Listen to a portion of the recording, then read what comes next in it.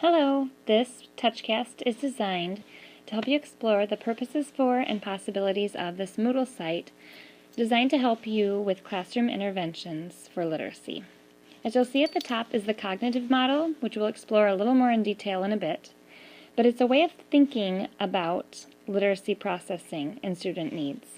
Following the cognitive model are sections on affective factors such as attitude, motivation, interest, background experiences, fluency, sections in phonics, phonemic awareness, comprehension, vocabulary, and all of these sections contain assessments to help diagnose student needs, as well as research-based interventions for you to explore, use, and try in your classrooms with students that they fit.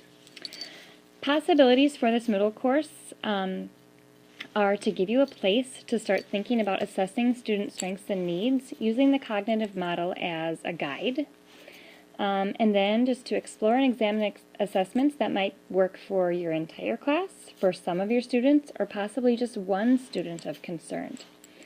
Another approach would be to, once you've diagnosed a need, to select research-based interventions within that section that you could try, and using more of a reflective cycle. If it's working, then what? And if it's not, what next? Another use would just be to explore with your team and talk about best practices within literacy interventions. Gather ideas to explore and talk with myself or another literacy specialist to collaborate on what might work for students. And also to think about how it could be used for the TAT process. Will it help you prepare better for TAT so that you have some assessments to discuss when you come, or possibly within TAT to help you select interventions that match your student needs, and then revisit those through further assessment to see if what you're trying for that student is working. Now we'll look a little bit more at the cognitive model. I included the cognitive model at the top of this Moodle site because it gives us a way of thinking about student literacy needs. It helps us step back and take more of a questioning stance.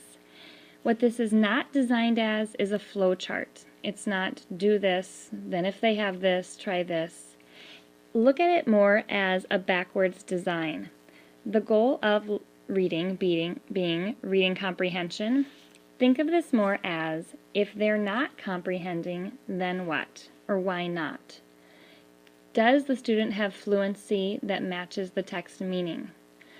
Does the student have an adequate sight knowledge base? Do they have background experiences to connect to text in order to facilitate comprehension? Do they have an understanding of text structure and the way nonfiction works? Or do they have purposes for reading? Do they know how to set their own purposes for reading? Each of these boxes in the cognitive model has questions a teacher could ask themselves about that student to help narrow down what an area of focus might be, as well as areas of strength to build upon.